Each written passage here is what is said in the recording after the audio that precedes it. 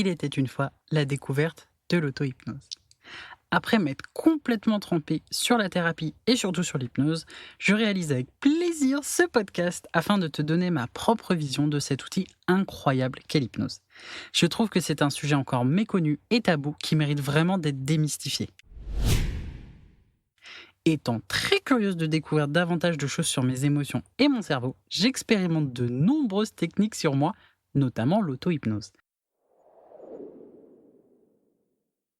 Alors, si tu ne t'y connais pas en hypnose, je t'invite à aller regarder mon épisode consacré à l'hypnose et à sa définition. Certains pratiquent cette dernière, notamment l'auto-hypnose, pour se détendre et s'apaiser. Moi, je l'utilise pour poursuivre ma thérapie. Et j'avoue, tout ce que je découvre sur moi, je trouve cela passionnant. Alors, si tu ne me connais pas, moi c'est Pauline et je suis maître praticien en hypnose. J'accompagne les personnes qui subissent les tourments de leur vie au point de ne plus trouver le sommeil.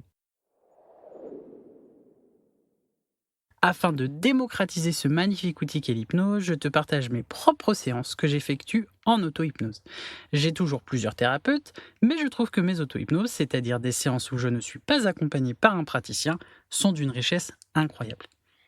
Tu observeras d'ailleurs qu'après plusieurs épisodes, la précision, la finesse et les messages de mes séances sont bien plus clairs. C'est un peu comme un artiste qui dessine. Ses premiers dessins seront assez grossiers, le temps de trouver sa signature. Eh bien, mes auto-hypnoses, c'est exactement la même chose. Plus le temps passe, plus elles s'affinent. Je te mets en garde cependant. Mon histoire est à écouter en étant installé confortablement. Ne l'écoute pas en voiture, car il est possible que tu partes légèrement en transe. Donc je préfère que tu fasses ça chez toi, pour le bien commun. D'ailleurs, il se peut que tu aies quelques émotions, c'est complètement ok. Accueille-les avec bienveillance. Elles peuvent témoigner de ton empathie, comme faire écho à ta propre histoire. Ce n'est pas grave en soi, tu as probablement quelques sujets à travailler. Alors, trouve un coin tranquille. Et d'ailleurs, pour terminer, je te conseille vivement d'utiliser des écouteurs, car c'est plus facile pour se plonger dans l'histoire. Allez, c'est parti, et bienvenue sur le Chat d'Or.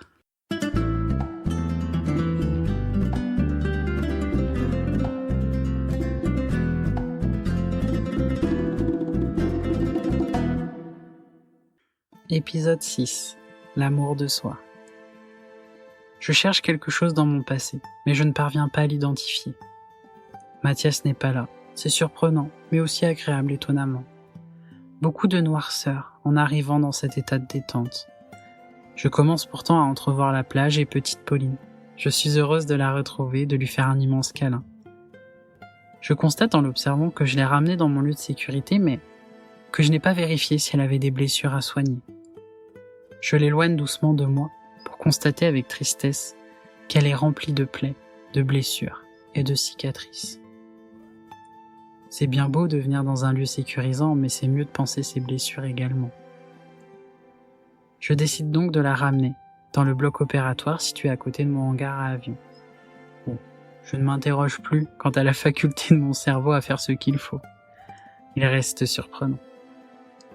Je la rassure lorsqu'elle s'allonge, car elle a peur. Il y avait 2 chirurgiens dans la pièce.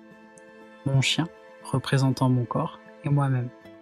C'est surprenant et pourtant pas tant que cela, car je suis ma tête et mon chien représente mon corps, donc évidemment mes mains.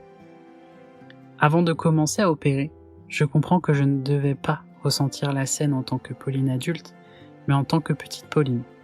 Je me suis donc associé à elle. Je voyais donc à ma droite Pauline adulte et Pauline le chien, autrement dit mon corps, à ma gauche. Ce n'est plus moi qui rassure petite Pauline, mais bien Pauline adulte qui me rassure. Et l'opération commence. Toutes mes plaies ont été soignées, même si je ne savais pas à quoi elles correspondaient. L'objectif était simplement de moins souffrir et de réparer ce qu'il y avait à réparer.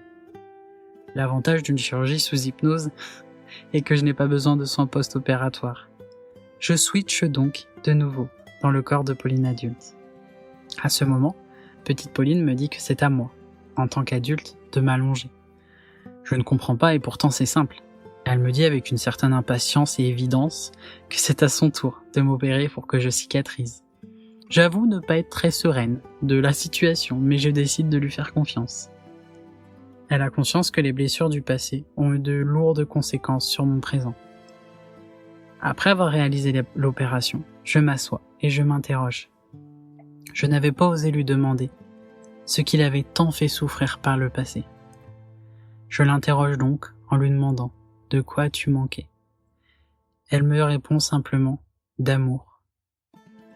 Elle complète en disant j'étais seule et je voulais de l'amour. À ce moment-là, je me mets à fondre en larmes. Même si je dis la petite Pauline, je sais que c'est moi, puisque je suis sous hypnose, que c'est moi, enfant, qui s'exprime. Je la serre donc tendrement dans mes bras, triste de réaliser ce constat. Elle rajoute en chuchotant « C'est pour ça que je te fais manger. C'est la seule chose qui était toujours assidue, qui était toujours présent. » La nourriture comble cet immense vide. J'accepte son explication, mais je constate aussi aujourd'hui, la nourriture m'handicape plus qu'autre chose. D'ailleurs, je la regarde et lui dis simplement, même si c'est évident que moi je l'aime. On n'avait encore jamais osé se le dire. Parfois les mots ne suffisent pas à déclarer la profondeur de l'amour, et pourtant j'avais besoin de lui dire. Elle a les yeux remplis de larmes en me disant qu'elle aussi m'aime fort. Nous nous serrons de nouveau très fort. Tel un besoin d'amour, indescriptible, puis nous fusionnons ensemble, avant que chaque Pauline nous rejoigne, et s'associe également à moi. Je suis contente car ça n'était encore jamais arrivé que l'on soit toutes réunies de la sorte. Puis nous sommes sortis de ce bloc pour retourner sur la plage. Le coucher de soleil sur la mer est splendide. Je me rends compte que je suis seule sur cette plage. Un moment angoissant. Je n'ai jamais craint la solitude, je sais même l'apprécier. Cependant, se sentir seule, c'est différent. Au moment où je comprends que je ne me sens pas seule, petite Pauline, située à l'intérieur de moi, à côté de mon cœur, sautille pour m'interpeller. D'une façon que je ne pourrais expliquer, je la rejoins à l'intérieur de moi. Elle me dit « Regarde, ton cœur est fatigué, il faut que t'en prennes soin. Passons un contrat pour immortaliser ce moment. » Je l'accepte. En ressortant de mon intérieur avec petite Pauline, je constate qu'une nouvelle zone de mon île s'illumine. Soch, mon cheval, arrive de l'autre bout de la plage et nous fait des bisous. Il a toujours été très câlin et très tactile. Je lui demande s'il veut bien nous emmener sur son dos.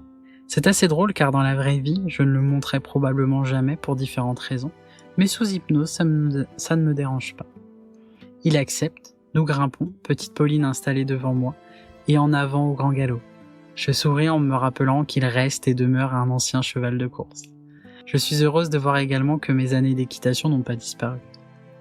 Nous traversons toutes les zones, déjà découvertes, les unes après les autres. Petite Pauline m'interroge sur la présence d'un tribunal. Je lui avoue avoir eu besoin de me faire remonter les bretelles et que ça n'avait pas été drôle.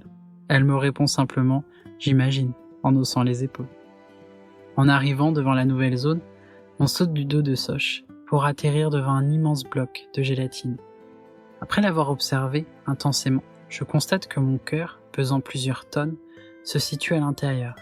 Il bat difficilement, gêné par la quantité de gélatine autour de lui. C'est difficile de voir ses battements d'ailleurs. Je comprends que cette gélatine est similaire à la graisse corporelle. Alors petite Pauline me déclare qu'il est nécessaire d'enlever cette dernière, petit à petit, pour libérer mon cœur. Enfin, notre cœur, si je veux être juste. Avant d'entamer le chantier, je décide d'épingler la promesse que nous avions faite avec petite Pauline. Je l'ai donc affichée sur l'un des murs. Le contrat était d'apprendre à enfin prendre soin de moi. Pour moi et uniquement pour moi.